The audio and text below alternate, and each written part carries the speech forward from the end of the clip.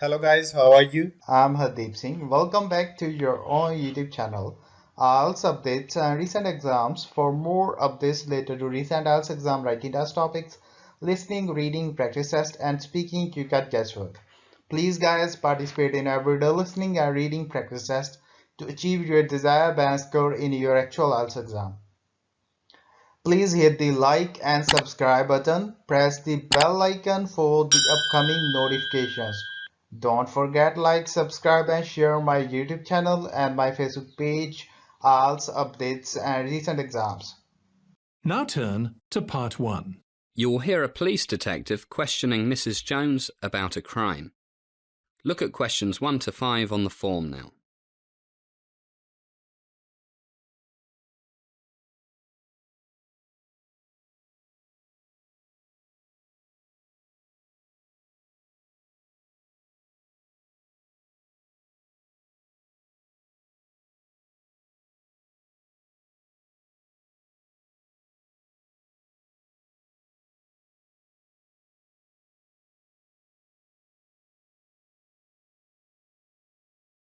Listen carefully and answer questions 1 to 5. Hi, I'm Detective Smith. I can see you are upset, but I must ask you a few questions about the robbery. Yes, I understand. I'll try to control myself. It was so sudden. I understand. Why don't we sit down and get a cup of tea? Yes, thank you. It's okay. I'm a bit better now. Good. These things can be very disturbing, but we'll take our time. First, I need a few particulars. Let me see. Today is January 7th. Now, may I have your name? Yes, Mrs. Mary Susan Jones. Thank you. Age? 38. And your home address, Mrs. Jones. Yes, it's 39 Rose Garden Terrace. Telephone numbers? I only have a home number, 4834-6290. Okay. I only came out to buy some milk. I never dreamed. Yes. Now, try to relax. What time did you come into the shop, Mrs. Jones? It was exactly 11:15. I looked at my watch just before coming into the shop. I was worried I might not get home in time to make my husband's lunch. Look at questions 6 to 10.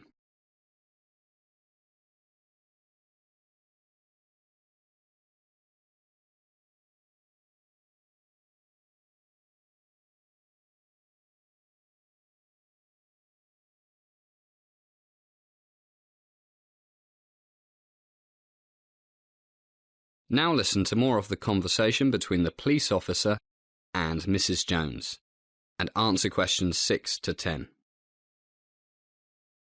And before you entered the shop, can you remember seeing anything unusual?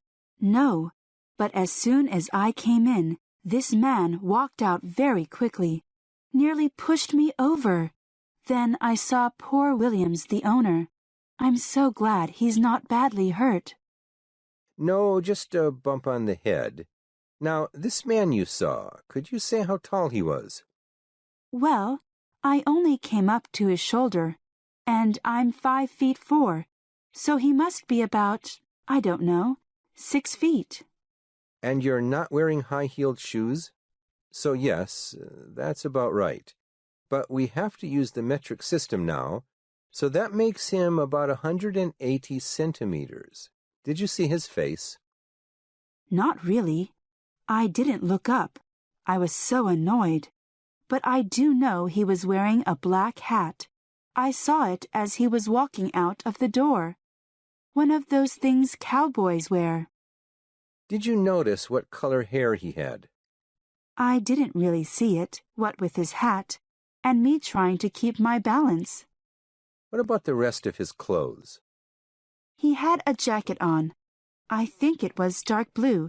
No, gray. Oh dear. I can't really say for sure. It all happened so quickly. Oh, but I do know he was wearing those big basketball shoes, red and white ones. like so many young men wear nowadays. What about his trousers? His trousers. Gray? Oh dear, I can't really say. I just know they were dark. Was he fat, thin, average? Very thin, skinny. That's very useful information, Mrs. Jones. With a bit of luck, he's still around, but I expect he's got off the streets by now. I do hope you catch him. It's terrible. That is the end of Part 1. You now have 1 minute to check your answers to Part 1.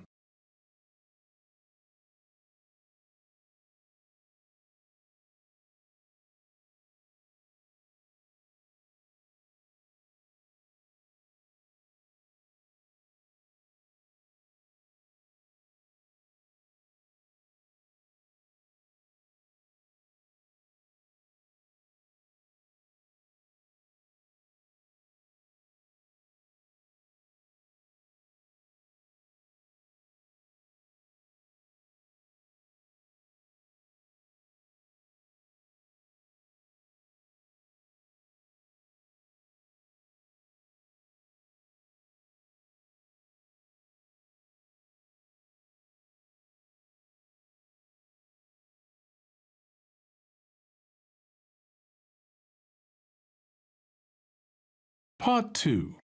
You're going to hear an introduction to Big Town University's resources by the Head of Student Services.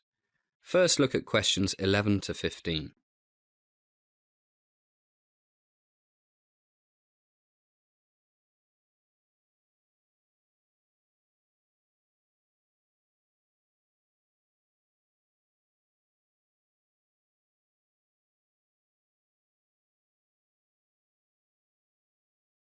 As you listen to the first part of the talk, answer questions 11 to 15. Good morning, everybody. It's great to see you all here, and welcome to Big Town University. My name is Robert Black, and I'm the head of Student Services. Today, it's my pleasure to introduce you to our university's many resources, especially those that are concerned with student welfare, rather than academic resources and research facilities. So I'll start with my department, Student Services. Our offices are all in the Students' Union building, which I'm sure you have already discovered, because that's where the student bar and cafeteria are. Basically, our job is to help you stay well, mentally and physically. Then you can better enjoy your life here, and even study sometimes. To do this, we offer a variety of services. One is our student counseling service. For many of you, it's the first time you've away from home. This can take a while to adjust to for some people, and some of you will fall in love, and then your girlfriend or boyfriend will run off with your best friend. Some people look at this philosophically and say, who cares, there are plenty of fish in the sea, and then get on with life.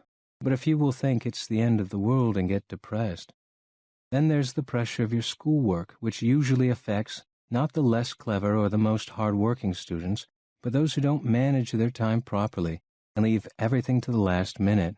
So, for these and various other reasons, some people find themselves in a depression, severe clinical depression in the worst cases.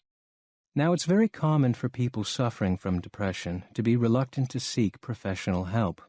I must stress, if you find yourself in a depression that doesn't get better simply by talking it over with good friends or your parents, please come to see one of our professional counselors.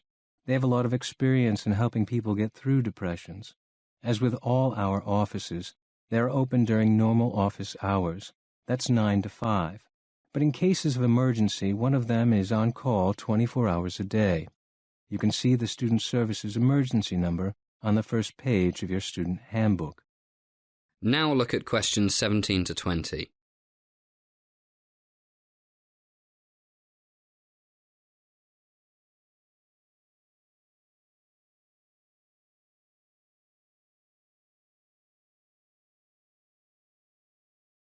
As the talk continues, answer questions 17 to 20.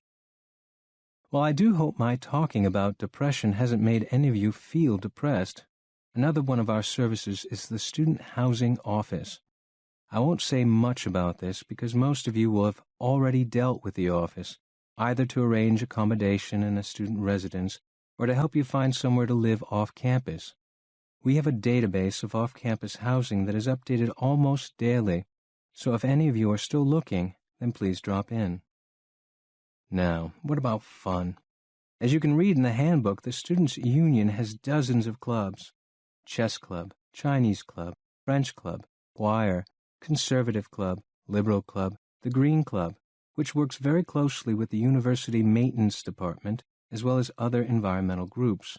And for those of you who like mountains, there's a climbing club. Well, it would take me all day to list all of our clubs and societies, and of course all the sports teams. But I do recommend that you join one or two of them. It's a great way for new students to make new friends. Mentioning sports, our brand new fitness center opened last week, and the indoor swimming pool has just been renovated. They are open from 6 a.m. to 11 at night, 7 days a week, except for holidays like Christmas and the New Year. Of course, they are free of charge for students. Just show your student card. I really must recommend that you check out the new fitness center. It's got all the very latest in high-tech strength training machines, free weights room, everything you'd expect for over $25 million. Okay, we've covered counseling, housing, clubs, sports, keeping fit. What else should I mention? Oh, yes. If you're doing all these sports, climbing mountains and things, you might need to go to our sports medicine clinic. It's in the Student Health Center, which is conveniently located between the fitness center and the athletics stadium, not the football stadium.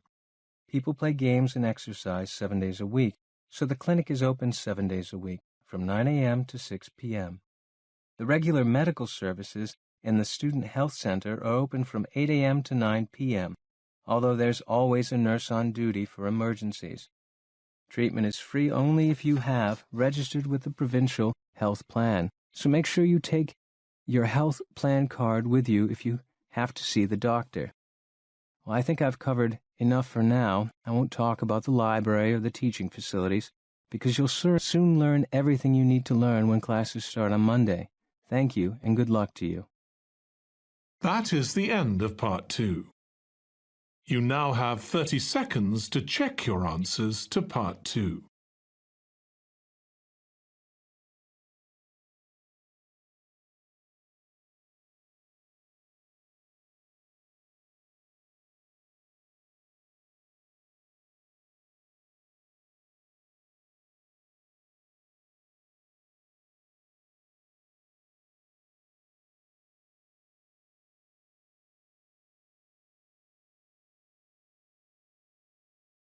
Part 3. You will hear two friends discussing a course they have just done. First, you have some time to look at questions 21 to 27.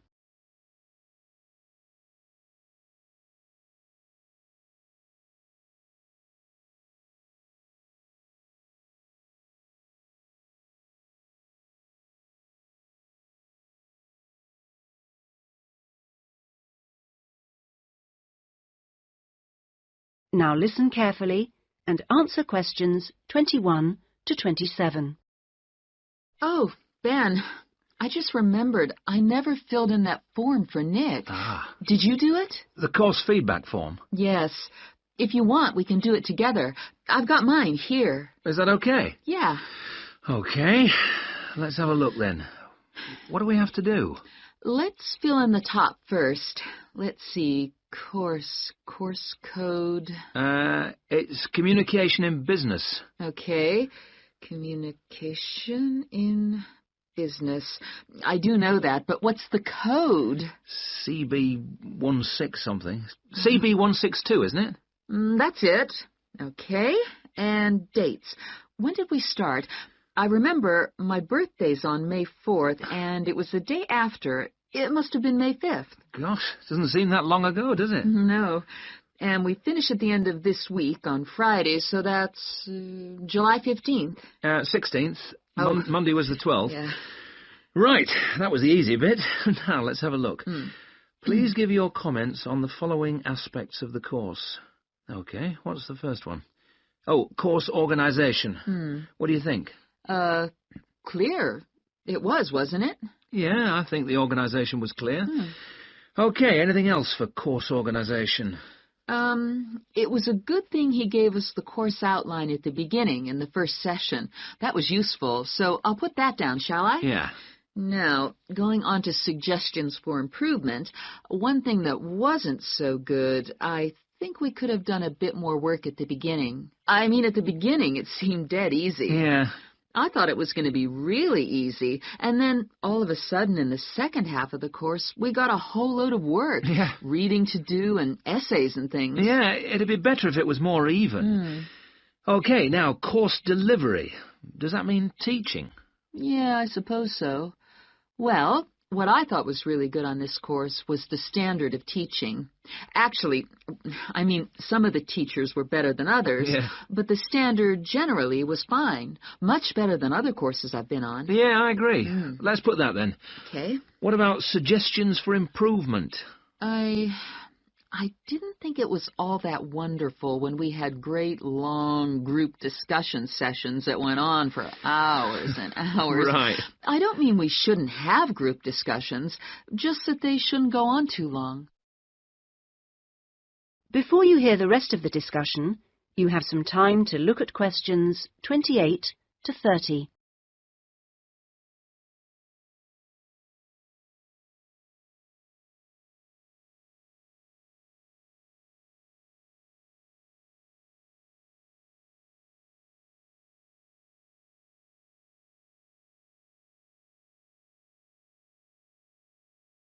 Now listen and answer questions 28 to 30. Now, on to materials and equipment. Oh, now, what was good about some sessions was the handouts. Yes, I thought all the handouts were good, actually, and some were great, with website addresses and everything. One problem, though, with materials was the key texts. Yes, there just weren't enough copies on reserve in the library. And if you can't get the key text before the session, how are you supposed to do the reading? Yeah. And not enough computers. You have to wait ages to get one. Okay, testing and evaluation. Well, I don't know. It's hard to say until we've got our written assignments back. Oh, don't talk about it. I only got mine in yesterday. It was a real struggle. Oh, I hate to think what mark I'll get. Yeah, but at least we've done the oral presentation. I thought that was good, the way I got my feedback really quickly. Yes, it was. And I liked the way we knew what would be evaluated on. We knew the criteria, so we knew we had to think about clarity, organization, and so on. Yeah, but I'm not so sure about the written work. One thing, I think, is that there's just too much. It's really stressful. Oh, yes, I'd agree. And I don't see why they can't let us know the criteria they use for marking. The written assignments, but he told us. No, for the final exams. Oh. What are they looking for? What are the criteria? What makes a pass or a fail? Yeah, I never thought of that. It'd be really useful. Okay, any other comments? I thought student support was excellent. Yeah, me too. Okay, excellent. Other comments?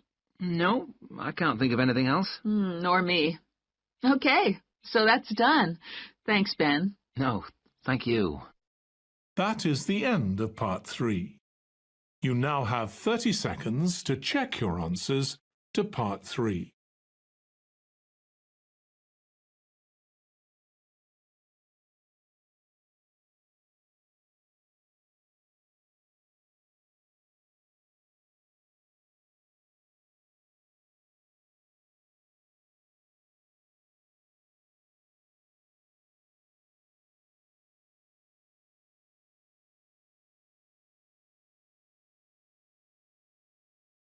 Part 4.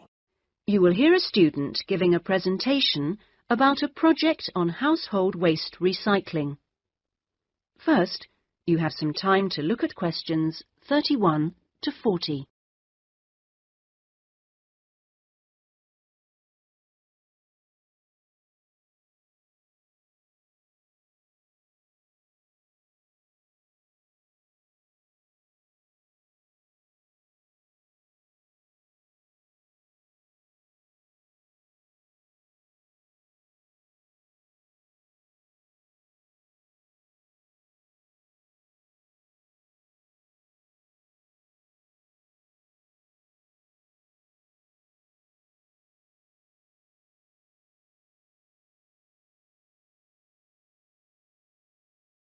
Now listen carefully and answer questions 31 to 40. Well, my group has been doing a project on how household waste is recycled in Britain. We were quite shocked to discover that only 9% of people here in the UK make an effort to recycle their household waste. This is a lower figure than in most other European countries, and needs to increase dramatically in the next few years if the government is going to meet its recycling targets. The agreed targets for the UK mean that by 2008 we must reduce our carbon dioxide emissions by 12.5% compared with 1990. And recycling can help to achieve that goal in two main ways.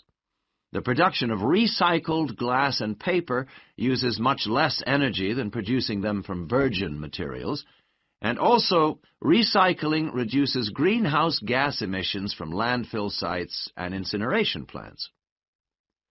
As part of our project, we carried out a survey of people in the street, and the thing that came up over and over again is that people don't think it's easy enough to recycle their waste. One problem is that there aren't enough drop-off sites, that is, the places where the public are supposed to take their waste. We also discovered that waste that's collected from householders is taken to places called bring banks for sorting and baling into loads. One problem here is taking out everything that shouldn't have been placed in the recycling containers. People put all sorts of things into bottle banks, like plastic bags and even broken umbrellas. All this has to be removed by hand. Another difficulty is that toughened glass used for cooking doesn't fully melt at the temperature required for other glass, and so that also has to be picked out by hand. Glass is easy to recycle because it can be reused over and over again without becoming weaker. 2 million tons of glass is thrown away each year. That is 7 billion bottles and jars. But only 500,000 tons of that is collected and recycled.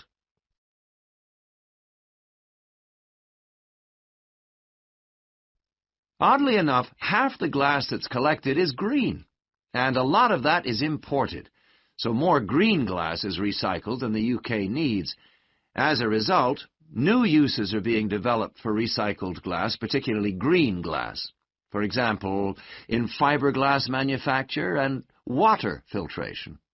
A company called CLF Aggregates makes a product for roads, and 30% of the material is crushed glass. For recycling paper, Britain comes second in Europe with 40%, behind Germany's amazing 70%. When recycling started, there were quality problems, so it was difficult to use recycled paper in office printers, but these problems have now been solved.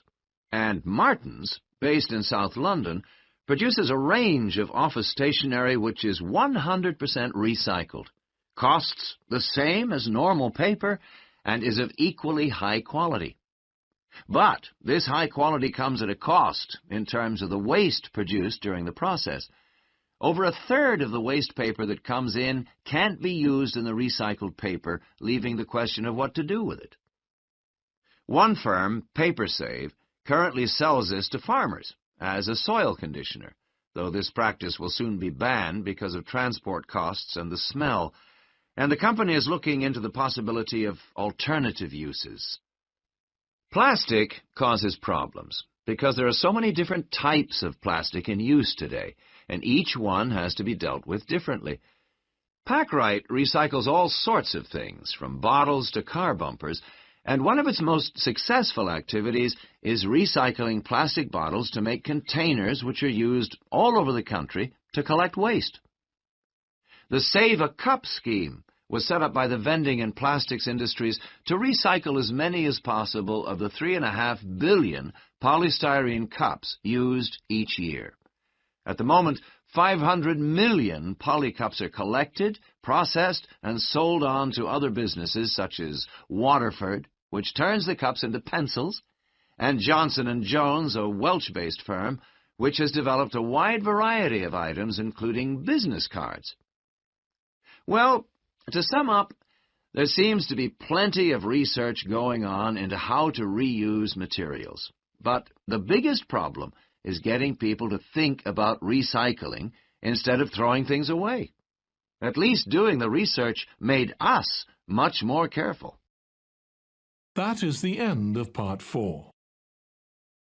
You would now have 10 minutes to transfer your answers to the answer sheet. So guys, don't forget like, subscribe and share my YouTube channel and my Facebook page. IELTS updates and recent exams. For more updates related to recent IELTS exam writing test topics, listening, reading, practice test and speaking, you got guesswork.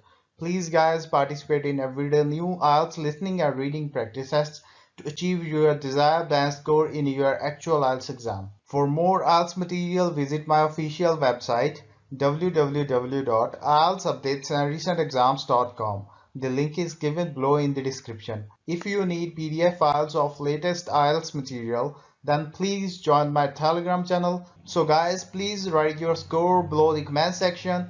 Again, thanks for listening. God bless you all guys. Stay tuned, stay safe.